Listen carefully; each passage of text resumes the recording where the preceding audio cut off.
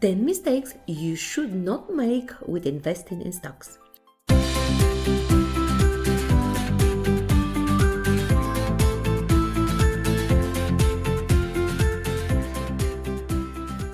Hello everyone, and welcome back to Investing with Antoaneta. You can call me Tony. Just a quick reminder, before we begin, please remember to hit the like button and share this video with your friends if you like my content and want to see my channel grow. When it comes to the YouTube algorithm, every little bit helps. So, in today's video, we are going to take a look at 10 mistakes you shouldn't make with investing in stocks. When it comes to investing, you always try to find ways to improve your investment method. As you try to look for the best approach, you come across various tips on how and where to invest. Aside from knowing what you need to do, you should also learn about the things to avoid when investing in stocks. And number one is buying shares in a company that you don't understand. Many investors focus on new, fancy and hot industries that they don't know little or nothing about. Even without understanding the business, some of them still choose to join the bandwagon thinking that they will make a huge profit from it.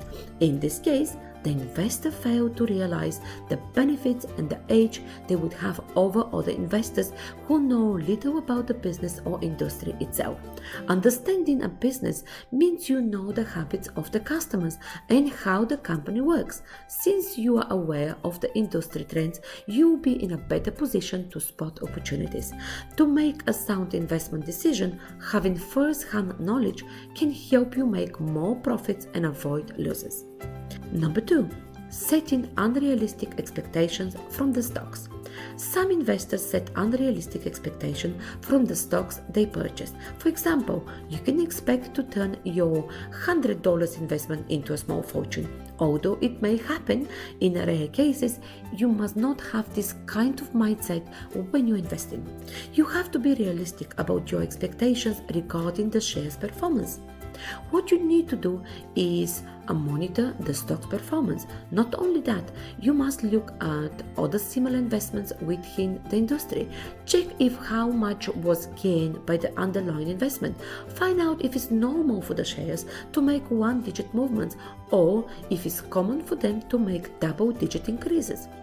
The share's previous performance may not be indicative for its future movements, but it will give you an idea of the share's trading activity and volatility. And number 3, investing money you can afford to risk. Your investing style is different when you invest in money that you can risk from using money that you can't risk. For the latter, your emotions will be heightened and you feel stressed. You may even struggle to make sound decisions. Don't put yourself in a high-pressure situation by using your money to invest, especially if you need it for other purposes. It is better to invest money that you can afford to risk. This way, you can make reasonable decisions which tend to yield more profits and success. Number 4, being impatient. Impatience can cost you a lot if you are an investor. Keep in mind, when you buy stocks, you are buying shares from a company that may operate slower than you expect. If the company decides to implement a new business strategy, it may take months or even years before you can see results. Don't buy shares if you are expecting to perform and yield results right away. You have to learn how to wait. Number 5, learning about stock investments from the wrong people. You will find several so-called professionals and experts who are more than willing to share their expertise and opinion with you.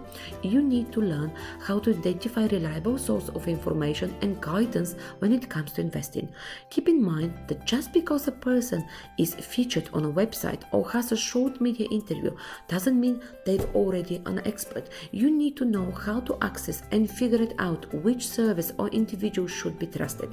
You mustn't depend on their opinions alone. You have to do your due diligence when making a trading or investment decision. Be aware of dishonest stock promoters because they do exist. And number 6, ignoring the importance of due diligence. You need to spend time and effort to do the right amount of due diligence, especially when you're dealing with highly volatile and speculative shares. You can get better investing results if you perform due diligence. Of course, the opposite applies if you don't.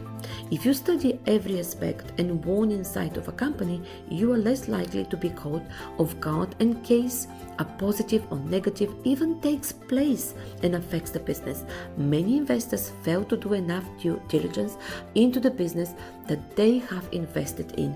Most of them want to invest in a company that they consider to be up and coming, like electric cars, so they invest in electric car stocks without even knowing what they are getting themselves into.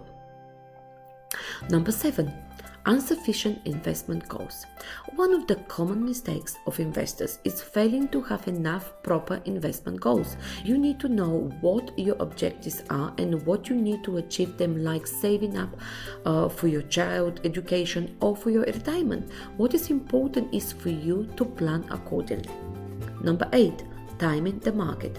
Trying to time the market is another common mistake when it comes to stock investments. It is difficult to time the market. Even experienced investors cannot do it right all the time. Aside from that, you may end up killing your returns if you try to time the market. You can explain the return of your portfolio through your asset allocation decisions and not by timing the market. Number 9. Failing in love with a company. Many investors fall in love in a company that does well. Unfortunately, many of them forget why they bought the stock in the first place, and that is to earn profits. If something happens and you need to change your strategy, don't hesitate to consider selling the stock. Number 10. Failing to diversify. Diversification is the most important when it comes to stock investment. Professional investors may be able to invest only in some concentrated position. You shouldn't try this method if you are new to the investing. Follow the principle of diversification by choosing to include all major sectors and to avoid allocating more than 5% to a single investment. Thank you for staying with me until the end of this video. Don't hesitate to drop your suggestions, questions, personal experience and comments below. We'd love to hear from you. Don't forget to like and share my video and subscribe to my YouTube channel so you are always updated whenever we post a new content. So, thank you for being with me. Until next time, stay really motivated.